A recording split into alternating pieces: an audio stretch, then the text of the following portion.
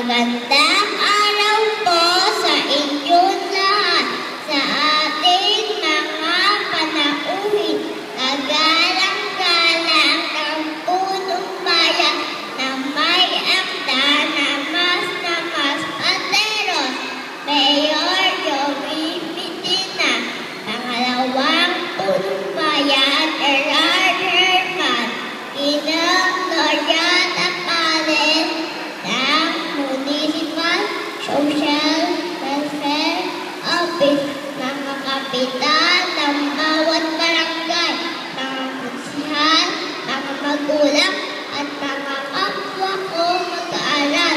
Ako po si Gail Armira Caldigo Pato, nag-aaral sa Poblacion Pedec Center sa pamamahala ni Inang Violeta Pepito. Para po sa akin, ito po ang pinaka-masayang araw ko na hindi ko malilimutan, kasi po isa ako sa pinala na mabigyan ng karangalan. Una po sa lahat, nagpapasalamat ng my God, kasi po binigyan niya ako ng kataliguan. Pangalawa po, sa aking mga magulang, nang siyang alaga at gumabay at sa aking pag-aaral, at sa aking guro na walang sawang nagtuturo sa amin. Natuto kaming magsulat, magbilang, guguhit at magbasa. Di pa po ito ang limpagos. Ito po ang unang hakbang at sa aking pag-aaral.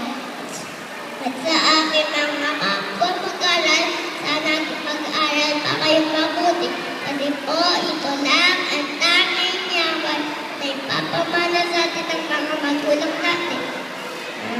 Dahil tayong mga bata, ang pag-asa natin bayan para maging mas maayos, mas maganda, at mas matatag ito mag-aral. Muli po,